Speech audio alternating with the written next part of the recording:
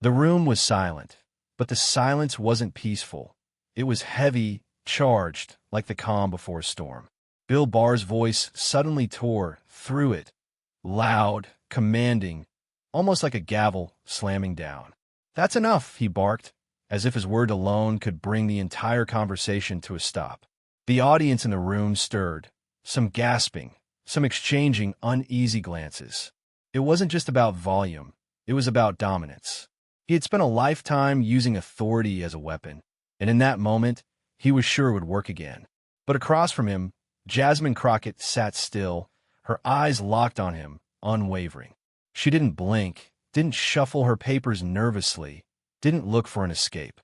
Instead, she leaned forward just slightly, her voice calm but unshakable, slicing through the tension like a blade. Her reply was measured, deliberate, and so piercing that the power in the room shifted before anyone even realized what had happened. It was the kind of reply that didn't just answer, it exposed. Exposed the arrogance, exposed the double standard, exposed the idea that raising your voice is the same as being right. America wasn't ready for what she said next. Viewers at home, millions who would later see the clip on their phones and TVs, froze in place. They leaned in closer, replayed it, shared it, because Jasmine's words didn't just belong to her, they belonged to every person who had ever been told to sit down, to shut up, to stop talking. She carried with her the voice of the people who know what it feels like to be dismissed, talked over, and silenced. And here was the difference. Bill Barr thought the conversation had reached its end, but Jasmine was only just beginning. Her voice didn't rise in anger. It rose in truth. She wasn't there to perform. She was there to reveal. And the more she spoke, the more it became clear that Barr's thunderous outburst wasn't strength at all. It was desperation. Because real strength doesn't come from yelling. It comes from clarity, conviction, and courage. In that moment, Jasmine Crockett reminded the country that when power tries to silence truth, truth will always find a way to speak louder. The echo of Barr's outburst still lingered in the air, but the balance in that room had already shifted. His words, meant to shut her down, had instead opened a door. Everyone watching could feel it. The tension had turned into anticipation. People weren't waiting for Barr anymore. They were waiting for her. Jasmine Crockett, a woman he assumed he could silence, leaned back slightly, as if unfazed by the storm he had just unleashed. Then she leaned in, her tone calm, but razor sharp, and the silence was pierced once again, not by anger, but by truth. She began by laying out the facts, the kind that are impossible to twist or shout away. Her voice didn't waver, not once. It wasn't just what she was saying, it was how she was saying it. No shouting, no theatrics, just controlled, deliberate conviction. Every sentence built on the last, stacking higher and higher until it wasn't just an answer. It was a wall, unshakable and undeniable. Barr had tried to corner her, but what he didn't realize was that she wasn't trapped. She was armed with something far more powerful than volume. She had reason. She had evidence, and she had the courage to say it plainly. Viewers at home could almost feel the discomfort in that room. Barr shifted, his jaw tight, his eyes narrowing. He was used to having the upper hand, used to people folding under his glare. But Jasmine didn't fold. She reminded him, and everyone watching, that leadership is not measured by who yells the loudest, but by who speaks the clearest. And then came the moment that changed everything. Jasmine turned his own tactic against him, not by matching his anger, but by highlighting it. She called out the double standard, the way men in power often use intimidation when reason begins to slip through their fingers. Her words cut straight through the noise, holding up a mirror to Barr's behavior for all to see. And in that reflection, the public saw the truth. The shouting wasn't strength, it was fear. Clips of that exchange spread like wildfire across social media. People replayed it not because it was loud, but because it was rare. Rare to see someone meet aggression with composure. Rare to see calm dismantle chaos. Rare to watch truth win without needing to raise its voice. For many Americans, it wasn't just about a single exchange. It was about what it symbolized. It was about the idea that no matter how powerful the figure across the table may seem, courage and clarity can still bring them to their knees. And as Jasmine's words echoed, not just in that room, but across the nation, something bigger began to unfold. She wasn't just defending herself. She was defending the very principle that democracy depends on. The principle that every voice deserves to be heard, no matter how loudly someone else tries to drown it out. The silence after her words was heavier than the shouting that came before. Bill Barr had leaned on volume, on authority, on the weight of his past titles. But Jasmine Crockett leaned on something far stronger. Her calm, cutting response wasn't just for him. It was for every person watching who had ever felt dismissed, overlooked, or shouted down. In that moment, she wasn't just a congresswoman in a tense exchange.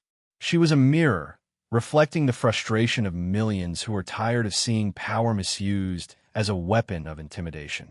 As she continued, her voice grew steadier, her presence undeniable. She laid out examples, walking through the record with precision, not rushing, not wavering. Each point landed like a gavel strike, measured, final, and impossible to ignore. And while Barr's face tightened with each word, Jasmine never once let her tone slip into anger. She knew the cameras were rolling. She knew the nation was watching. And she knew the cameras were rolling. She knew the nation was watching. And she knew that the real victory wasn't in shouting back, but in showing the country that strength wears many forms, and the most unshakable of all is composure under fire. For those watching at home, there was a deeper story unfolding. It wasn't just about Barr versus Crockett. It was about the clash between old guard politics and a new generation unwilling to play by those outdated rules. Barr embodied a system that relied on authority and intimidation to maintain control. Crockett represented the shift. Leaders who don't fear confrontation, who don't cower when voices are raised, and who understand that credibility is built not on how loudly you speak, but on how deeply your words resonate. The hearing room seemed smaller as the weight of her rebuttal settled in. People whispered to each other in hushed tones. Even those who weren't on her side politically couldn't deny that she had just shifted the ground beneath Barr's feet. And for those who had long felt silenced in their own lives, workers told to stay quiet, women talked over in boardrooms, ordinary citizens drowned out by louder voices, her poise became something personal. They saw themselves in her calm. They saw possibility in her defiance. Outside that chamber, the reaction was electric. Clips of the exchange didn't just circulate, they ignited conversation. Commentators dissected it, citizens debated it, and on platforms across the country, people shared it with captions like, "This is what leadership looks like," or "This is how you stand your ground." What made the moment viral wasn't the confrontation itself, but the way it was handled. It was proof that integrity and control can disarm even the loudest opposition.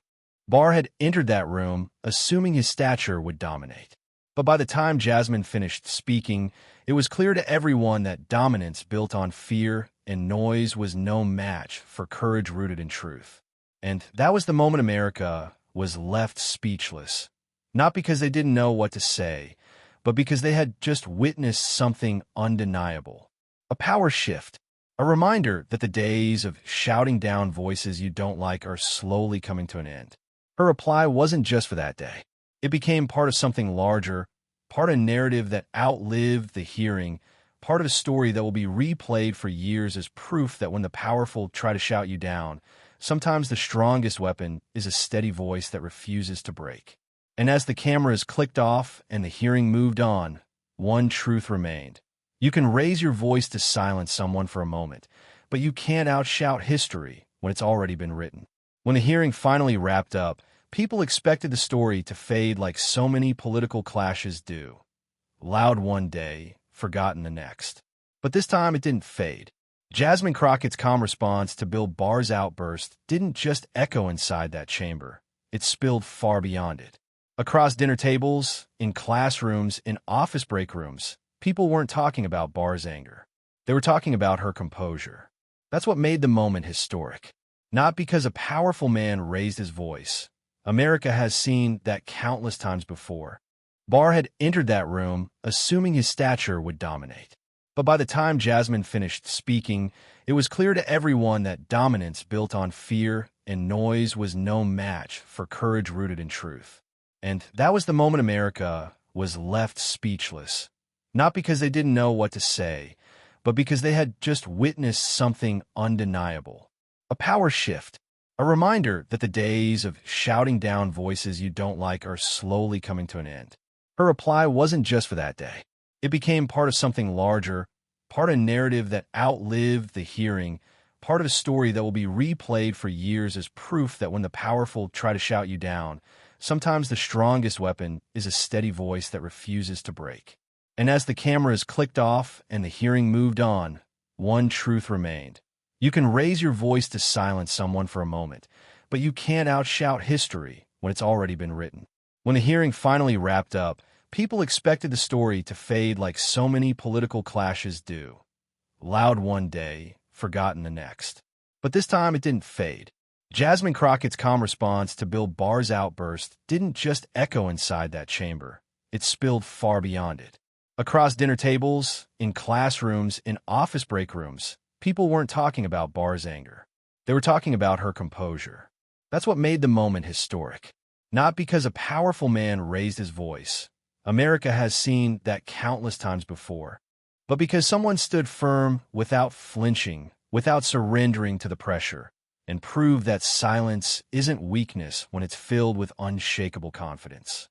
For so long, Americans have been told that power belongs to those who are the loudest in the room.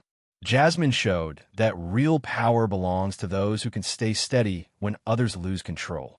Journalists analyzed her words line by line, pointing out how she didn't just respond to Barr. She reframed the entire conversation. Commentators noted how her body language, her tone, and her command of facts dismantled the very strategy meant to weaken her. And ordinary people who had never watched a congressional hearing in their lives suddenly found themselves replaying a clip of her answer, finding courage in the way she handled herself. But here's the bigger truth. What Jasmine did that day wasn't just about her. It was about every young leader coming up in a world where shouting often gets more attention than substance. It was about women told to calm down or be quiet in rooms where their voices matter. It was about citizens tired of seeing anger used as a weapon to drown out accountability. She became a symbol, not of defiance for its own sake, but of dignity in the face of disrespect. Even Bill Barr's defenders had to acknowledge it. They couldn't deny the optics, couldn't pretend the exchange hadn't backfired. And while Barr left that room with the same title he walked in with, Jasmine left with something far more valuable. The trust of millions who saw her as proof that a different kind of politics is possible.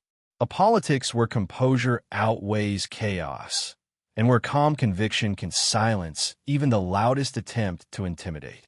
For America, it was a reminder of what leadership should look like. Leadership isn't raising your voice to end the debate. It's raising the standards so high that no amount of shouting could drag it down. And in that sense, Jasmine Crockett didn't just respond to Bill Barr. She gave the country something it had been waiting for, a reminder that dignity is still powerful, that truth still matters, and that sometimes the quietest words leave the loudest echo.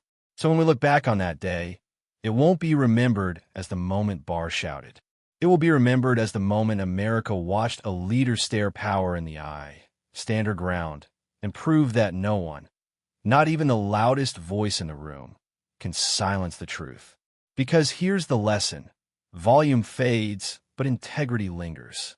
And long after the shouting stops, people will always remember the ones who had the courage to stay calm and speak with clarity. That's why her reply left America speechless. Not because she shouted louder, but because she didn't need to.